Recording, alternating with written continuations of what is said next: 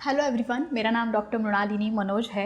जब आपके डॉक्टर आपको आईवीएफ का ट्रीटमेंट सजेस्ट करते हैं तो आप सबका सबसे पहला सवाल होता है, क्या ये सक्सेसफुल होगा? आईवीएफ का सक्सेस रेट कितना है?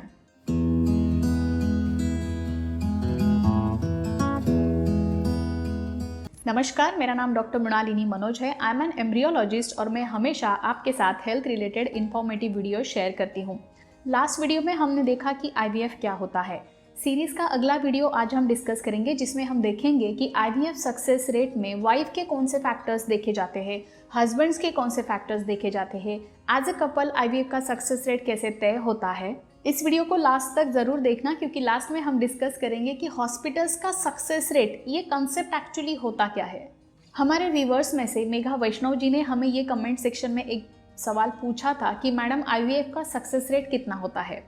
तो चलिए इस बात को समझते हैं। जब भी कोई पेशेंट आता है तो उस कपल का हिस्ट्री पूरी तरीके से लिया जाता है, जैसे कि हस्बैंड वाइफ दोनों का एज कितना है, वाइफ में एग रिजर्व कितना है, हस्बैंड में उनका स्पर्म स्टेटस कैसा है।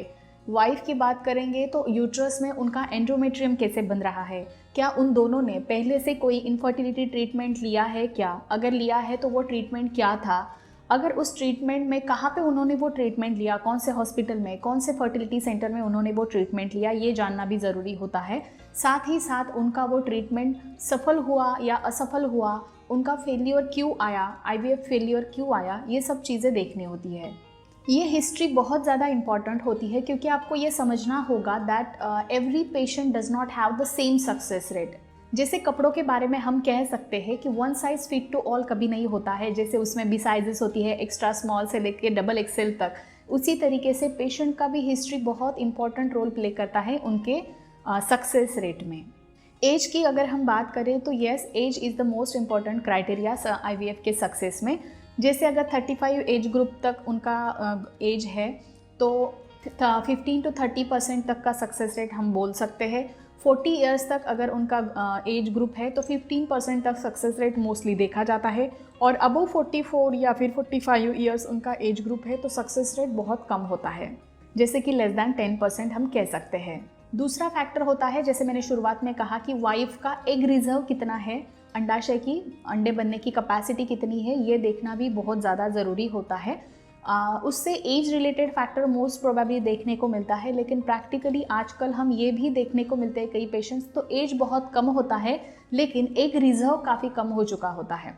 अगर आप इस बात को डिटेल में समझना चाहते हैं कि एग रिजर्व क्या होता है तो मुझे कमेंट सेक्शन में #egg EGG एग आप ज़रूर लिख सकते हैं, ताकि उसका डिटेल वीडियो में आपके लिए ज़रूर लेके आऊँगी। एक रिजर्व सीरम AMH करके एक ब्लड टेस्ट होता है, उसके आधार पर जाना जाता है। जैसे अगर एग रिजर्व अच्छा है तो सक्सेस रेट जो होता है आईवीएफ का सक्सेस रेट वो 50 to 60% होता है।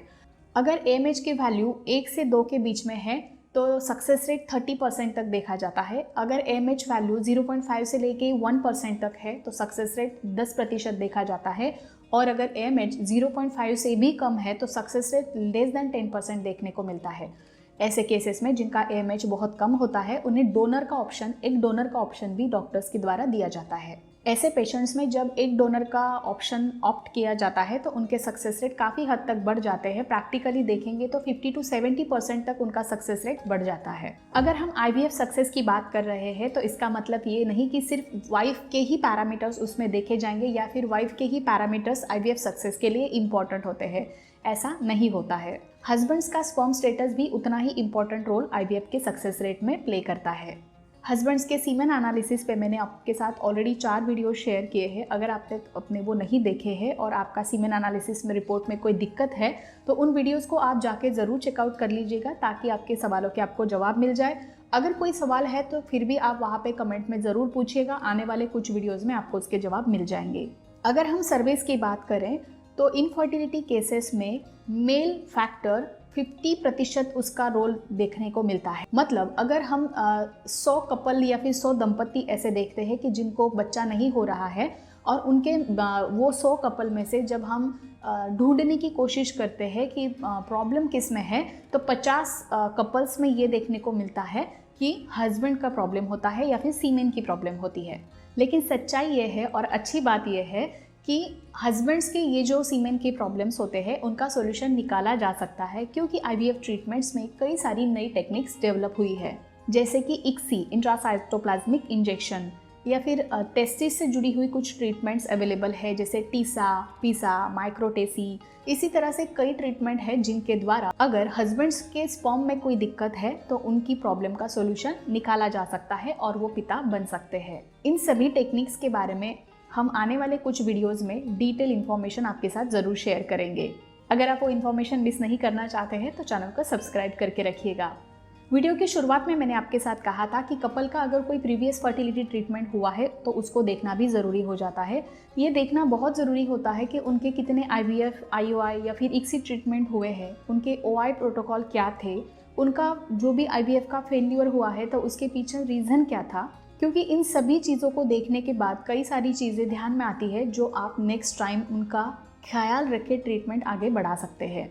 कई बार पेशेंट्स ऐसे बताते हैं कि हस्बैंड का रिपोर्ट नॉर्मल है, वाइफ का रिपोर्ट नॉर्मल है, फिर भी 2 बार 3 बार आईवीएफ फेल्योर हो चुका है। तो ऐसे केसेस में मोस्ट प्रोबेबली बहुत ध्यान से देखना पड़ता है कि जो इम्प्लांटेशन प्रोसीजर होता है तो इम्प्लांटेशन फेल्योर के पीछे क्या रीज़न है, ये चीज़ काफ़ी ध्यान से देखनी होती है। या फिर कई बार आईवीएफ करते हुए एग में जो माइक्रोस्कोप के नीचे एक स्ट्रक्चर देखा जाता है तो उसमें एग में क्या कोई डिफेक्ट था, जो माइनर डिफेक्ट या फिर मेजर डिफेक्ट था जो मिस हो चुका है, वो भी देखना बहुत ज़रूरी होता है।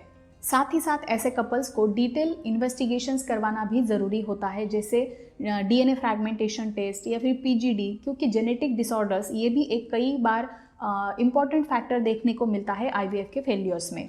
और साथ ही साथ जब किसी कपल का 2 या 3 बार लगातार आईवीएफ फेल्योर हो चुका है तो उन्हें थर्ड पार्टी सपोर्ट के लिए भी सजेशंस दिए जाने चाहिए, जैसे वो डोनर एग या फिर डोनर स्पर्म का ऑप्शन चूज़ कर सकते हैं और माता पिता बनने का सपना पूरा कर सकते हैं। अब बात करते हैं हॉस्पिटल्स की। अगर कोई हॉस्पिटल्स आपको इस तरीके से बता रहे हैं कि उनका आईवीएफ का सक्सेस रेट 50%, 60%, 70% है, तो उस बात पे आपको ज़्यादा ध्यान नहीं देना चाहिए, क्योंकि every patient has a different history, every patient has a different chances to get pregnant, और उनका आईवीएफ सक्सेस रेट भी डिफरेंट होता है। जैसे मैंने पहले भी कहा है, one size fit to all ऐसा कभी नहीं होता है। इसके लिए सभी पेशेंट्स को एक तरीके का ट्रीटमेंट या फिर एक तरीके का सक्सेस रेट नहीं मिल सकता है। और सबसे बेसिक इंपॉर्टेंट चीज़ है जो आपको याद रखनी है कि आईवीएफ का सक्सेस रेट सबसे ज़्यादा एज पे डिपेंड करता है। जैसे जैसे फीमेल का और मेल का एज बढ़ते जाता है वैसे वैसे आईवीएफ का सक्सेस रेट कम होते जाता है।